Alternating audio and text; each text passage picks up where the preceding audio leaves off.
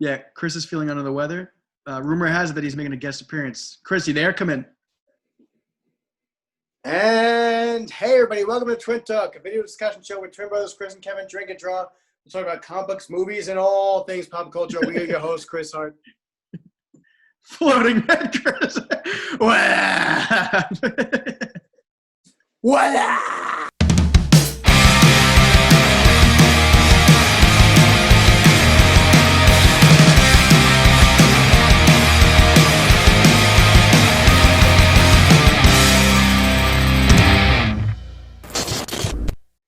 Hey everybody, welcome to Twin Talk, a video discussion show with twin brothers Chris and Kevin drink and draw. We're talking about comic books, movies, and all things pop culture. We're your host, Chris Hart. Kevin Hart. Today we're going to be talking about Mandalorian Season 2, Episode 6. Stick around to the end of the episode to see how our drawing of Taika Waititi's IG-11 came out. And if you like what you see, subscribe to the channel for more videos. Today's a little bit more of an unconventional episode. My wife is sick. I got a little under the weather, so with this COVID-19 world, we wanted to play it safe and not put anybody at risk. So we're doing this Twin Talk episode from a remote distance episode here. So make of it what you will. Kevin, how you feeling today, man? Good. Just glad that you're staying the hell away from me. yeah, it's all good in this world. I've been getting Instacart deliveries, Domino's daily, you know. In the meantime, though, the newest episode of Mandalorian came out, and me not being able to sleep the last few nights. I've been hooked up on NyQuil the last few nights.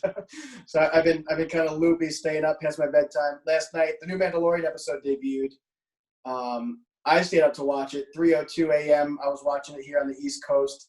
The episode was titled The Tragedy, which I knew right from the get. Once I saw that title, I literally audibly said, ooh. I was like, uh-oh, something's happening here. I was praying that Baby Yoda didn't die. Grogu didn't die.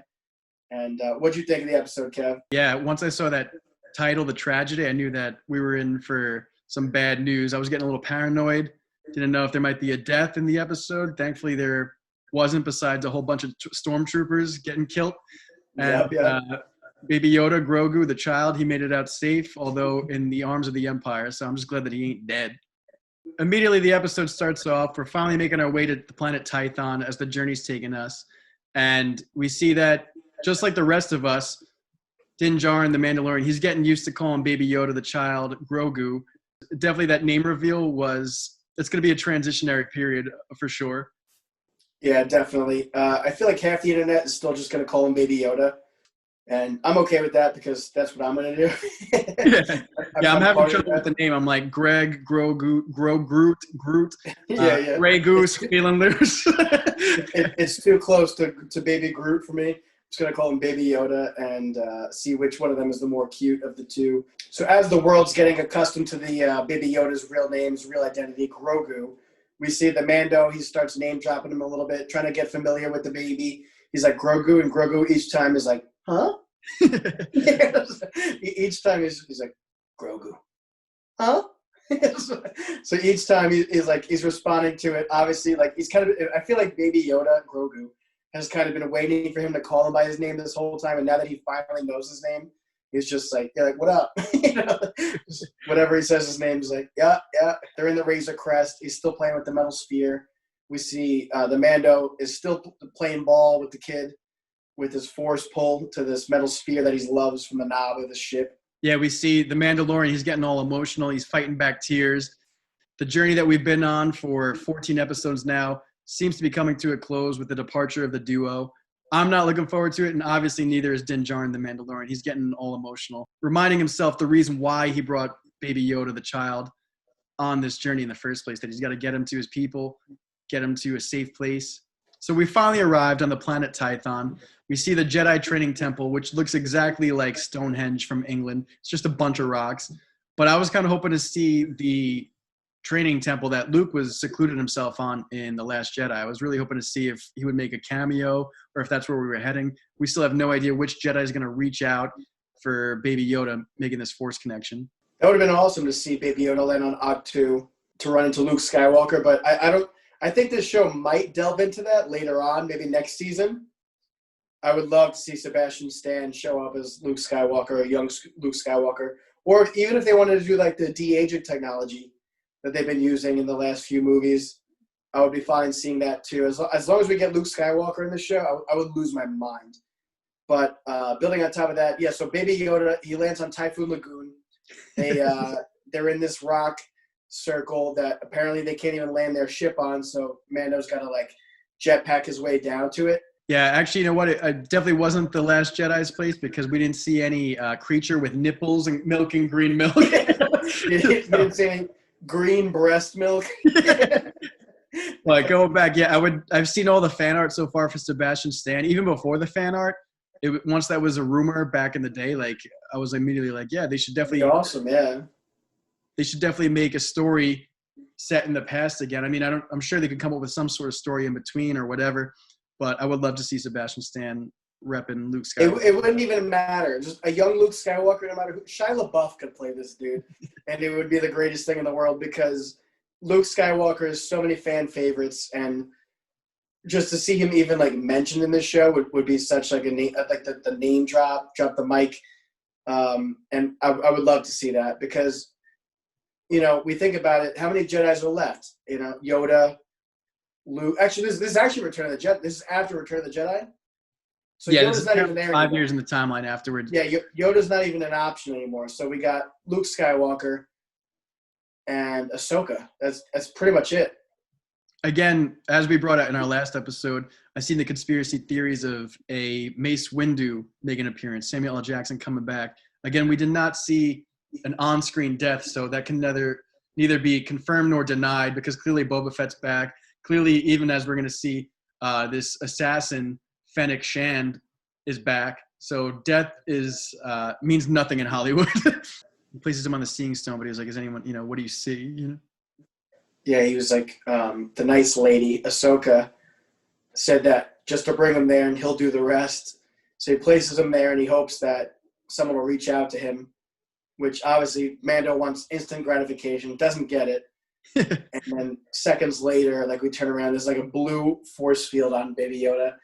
There's like symbols all around this rock. He's just vibing out right now. He's listening to The Weeknd on repeat. He's like, Baby Yoda's placed on the seeing stone. He's like, what do you see? Again, he puts on his Predator heat vision, and I was waiting for some like footsteps or something like that. I don't know, but he was like looking for like imperial footprints or something like that. Yeah, there was like a little bit of residue somewhere, but I don't know what it was. But he was looking for like an on switch for this thing. He's like, hold on, I'm just looking for the Wi-Fi password real quick. Yeah, Siri, turn the Bluetooth on the rock. Yeah, he's like, Alexa, connect me to the Force. Yeah. I mean, the second I saw that the title of the episode was called The Tragedy, when he turned on that thermal like heat-seeking mode, I was like, there's going to be some sort of like bounty hunter waiting for Baby Yoda to just snatch him off. Moff Gideon just chilling there with the Darksaber. I was like, oh man, like nothing good's going to happen right now. And thankfully nothing bad happened at that moment. We'll get into that the rest of the episode. Yeah, same. I was waiting for the whole episode. I was waiting for something dark to happen to make a bad turn. And even when he placed Baby Yoda up on the seeing stone, I was waiting for him to get Kennedied and just bullet brains all over the Just green goop all over the rock. His Mando wife holding his brains. Yeah. Mando just like, no. So while he's trying to, connect to the Wi-Fi of the Force, we see that we're not alone. The Slave One, the ship that we know from Empire Strikes Back, we remember from Attack of the Clones, makes its way into the atmosphere, and I immediately was like, let's go. I was like, finally we get the continuation of what we saw in episode 1 of The Marshal at the end with Boba Fett's reveal of him being alive. Definitely hyped up. Once I saw that ship, I was like, oh, finally, here we go. But we don't know what his intentions are. That's what was kind of like concerning to me. I was like, all we saw was a menacing look of a scarred up, older Boba Fett in the desert on Tatooine. We have no idea what he wants. And so we see that as soon as he gets out, he's shooting up Mando. Mando's trying to get them out of there, but he sees he can't break this force field. He gets ricocheted like 10 feet away. And he's like, all right, I'm going to try and buy you time. I'm going to try and protect you. Boba Fett reveals that he's been tracking Mando, I guess, this entire time. And Mando's like, all right, well, whatever. I got Beskar. You can't touch me. And he's like, no, I got to a sightseer, a scope on your boy over there in the force field. And we know that Baby Yoda's in danger. Mando is telling Boba Fett that he ain't a real Mandalorian, just like he's done to Cobb Vanth and everyone else, Bo-Katan that we've seen with Mandalorian armor. He's questioning their allegiance, but we see that Boba Fett says that he's basically a lone warrior. His allegiance is to no one. He's just making his way through the galaxy like his dad, Jango.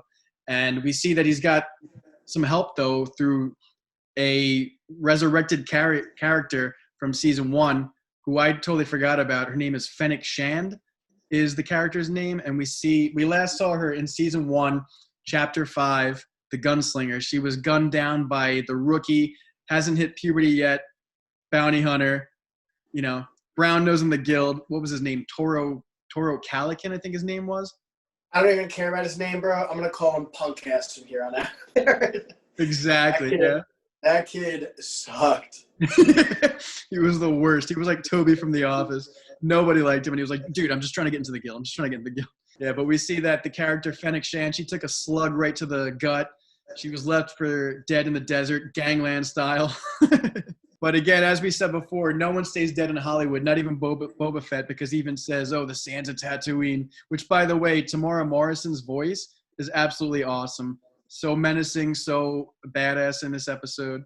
And also that makes me think, too, like, we kind of just jumped between where we last saw Boba Fett falling into the Sarlacc pit.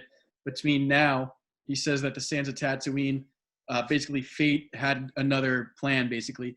I'm wondering if we'll see how he survived. Will they show that, or is it just going to be told, or is it just the fact that we're rolling with this now, that, Boba Fett, he survived. It was, again, not an on-screen death. He's just back. Yeah, I mean, he's definitely been eating good. The guy's swole. He's definitely getting 6 meals a day in the anus of the Sarlacc. So whatever he's feeding on, it's like a symbiotic relationship. Whatever the Sarlacc eats, he eats. Nothing but protein. But we see that the thing I don't understand, though, about this is that he's so uptight after the Mandalorian about this armor. But who knows how long Cobb Vanth had this armor for. Why didn't you go up to him? It seems like the Mando is much more skilled, much more of a threat than Cobb Vanth. Why wait for the Mando to get it before pursuing your armor? Yeah, that seems like it's just working for the sake of plot. So Plot. don't question Plot. it. Boba Fett has plot armor. I see. Plot armor. Yeah, he's serving the story, however the writers need him to be. It's been, 5 years after Return of the Jedi? So let's say he's been swallowed, digested, he's eating the anus, and then 5 years later he just comes back and is like, where's my armor? Jango and Boba are like, dude, what's mine say? Dude, bro. Yeah. Ashton Kutcher makes a guest appearance.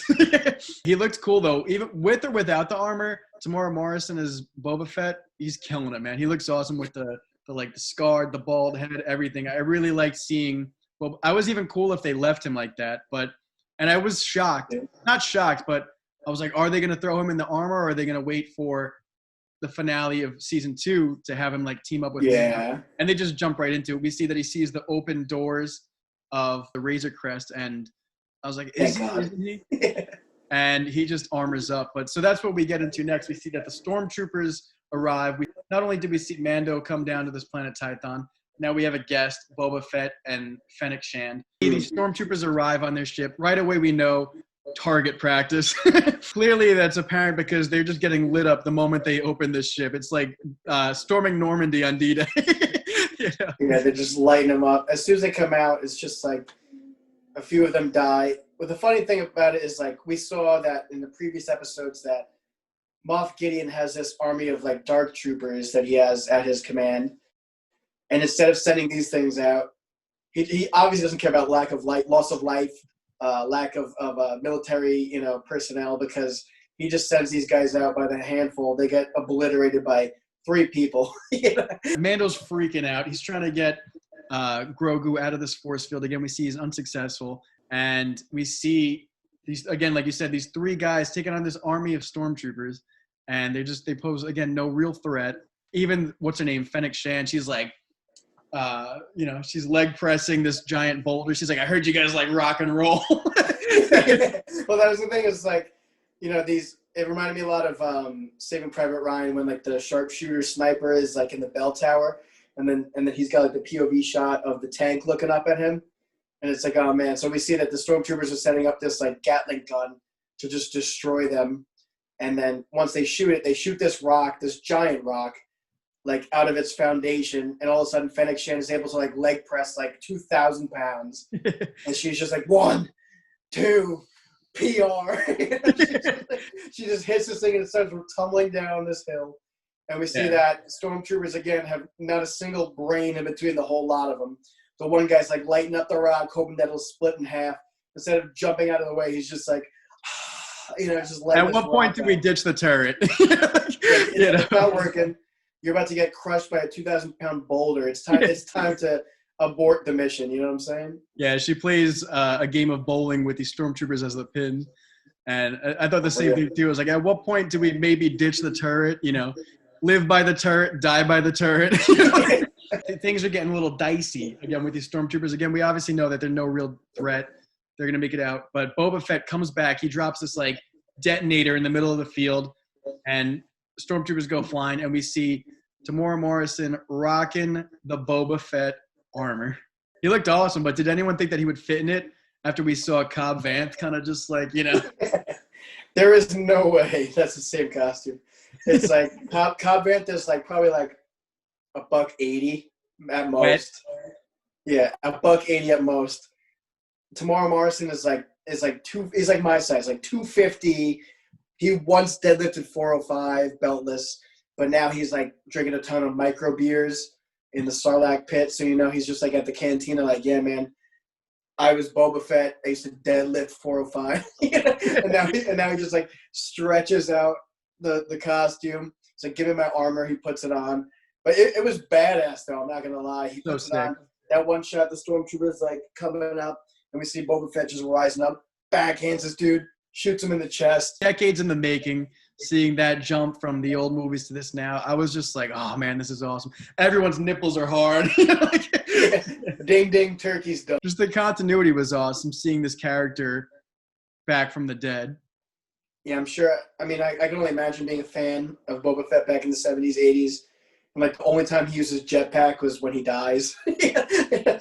Yeah. And now, what is it, 40 years later, we finally get this like Star Wars Disney live action television show, and he comes back and he's just like lighting the place up. Yeah, it was awesome. So as the stormtroopers retreat, we see that he lines up the shot with his visor eye shot, and he leans down, he shoots the jetpack rocket off, and he's got a 2-for-1 combo, 2 birds with 1 stone. He takes out the stormtroopers retreating, and it hits them. And I thought, oh man, yeah, he's still got it, but it really just turns out that I guess he's rusty from this armor, because he was like, I meant to hit the other ship. And we see in the distance an Imperial ship that no one else sees besides Boba Fett. Yeah, I mean, I guess after 40 years in the Sarlacc, you're bound to have erectile dysfunction. Great shot. And even when he knocks them out, like he takes the 2 ships out, and then he does like that badass, yeah, that's right.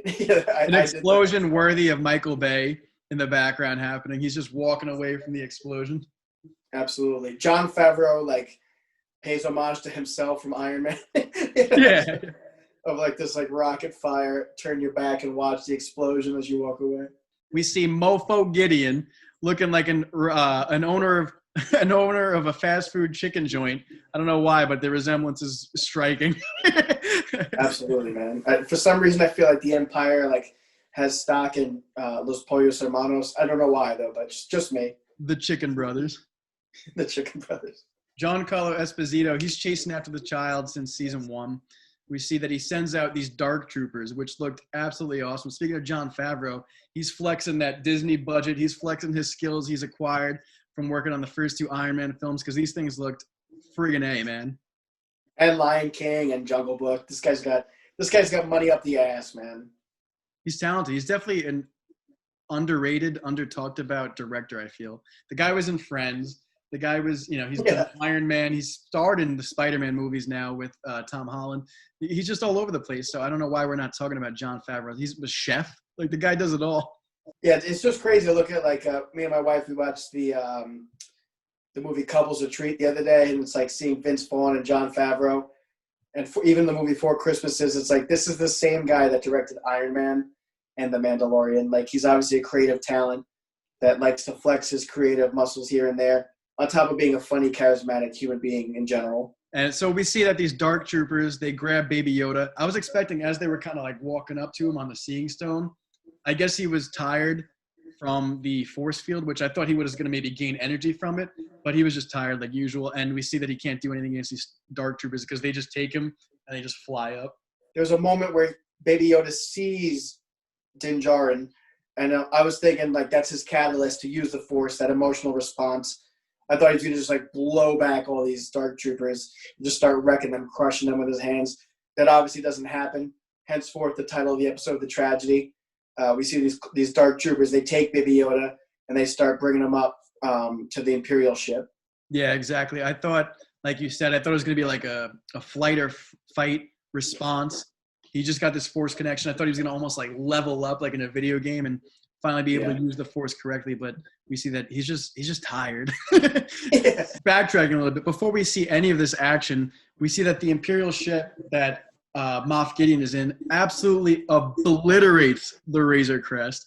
Any penny Mando put into this thing is money poorly spent because tranny's done, car's totaled, this thing is vaporized to ash. Comes out of the sky. Like, it reminded me a lot of like the game Battleship, where it's like B7, boom. There's just like this ray from the sky. The heavens open up. There's just giant laser beam that shoots, just destroys the Razor Crest. And I've been one to say like, yeah, it's time for a new ship. But like even I was sad to see the Razor Crest go like that. It's like, oh man, it went through too much to just go out like that. But I'm excited to see what new vehicle or transportation they use moving forward. So all seems lost. Baby Yoda's taken by these dark troopers. Only the knob that Baby Yoda plays with is left in the dust of the Razor Crest. And everyone on their couch is like, no! The child's lost. Boba Fett got his armor. And we see that despite being a bounty hunter, he's an honorable person because he says that he has not held up his end of the bargain. And he's going to team up now with Mando and get the child back, which I'm totally ecstatic to see in the last two episodes. We see Moff Gideon walks into this like very, very similar prison cell as we saw Princess Leia in A New Hope. He opens it up, but Baby Yoda's he's choking out these stormtroopers, not killing them, but running them into each other, very violent. Moff Gideon shows his darksaber to him. He's like, oh yeah, you can't touch this. This is for adults. He says, contact Dr. Pershing. We have our donor. And we obviously know that they're trying to get the M count. What are your final thoughts on the episode, Kev?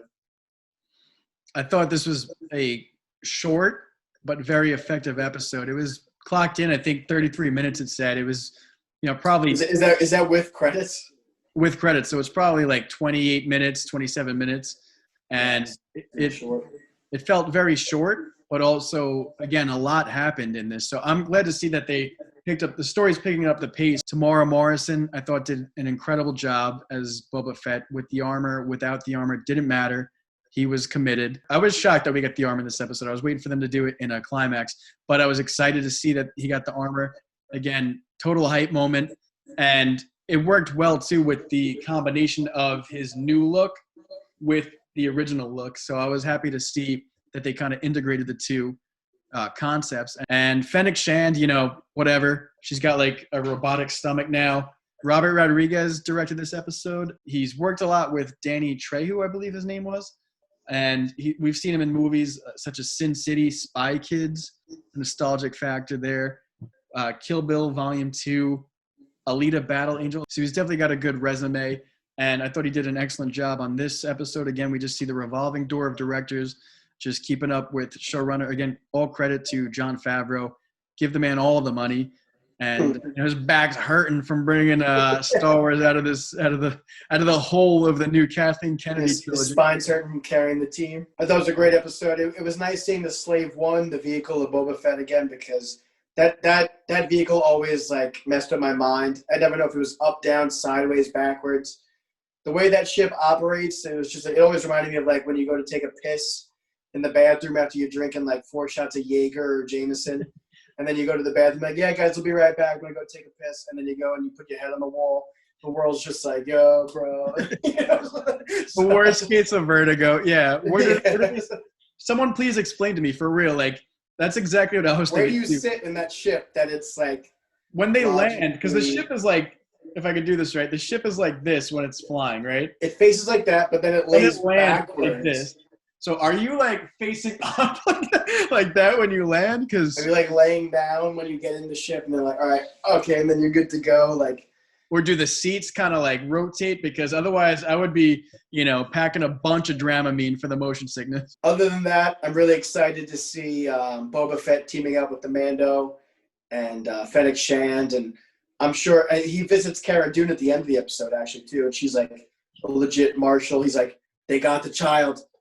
That's the thing. He's looking for Bill Burr. He's looking for Bill Burr at the end of the episode, which thank God we can see subpar acting in the next episode. I'm so happy to see such poor acting from Bill Burr, comedian, showing up. The dude's in a galaxy far, far away. Can't lose his Boston accent. He's going to show him, be like, yeah, they got the child. They parked it for a Red Lobster. It's like, We stopped at Scorpion Shop with a box full of socks. But Bill Burr is going to destroy the acting caliber of the next few episodes. Mandalorian goes back to Navarro, obviously to Gina Carano, and he's like, "Oh, we got to get." I think his name is Mayfield, Bill Burr's character. Out of the Yep. And she's just like, "Oh, I'm on the straight and narrow now." And he's like, "They got the child," and she's just like, like everyone obviously knows all rules are out the window. We're getting Baby Yoda back. Anyways, that about wraps up today's social distanced episode of Twin Talk. If you liked the video, give it a thumbs up, comment below to join the discussion, and don't forget to subscribe to the channel for more content. We'll see you next time. Peace!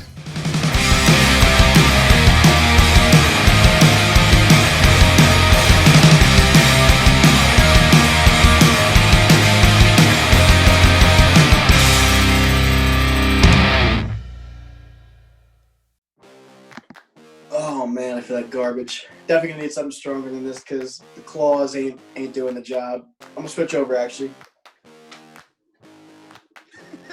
Just a bottle of Jack. And we're back.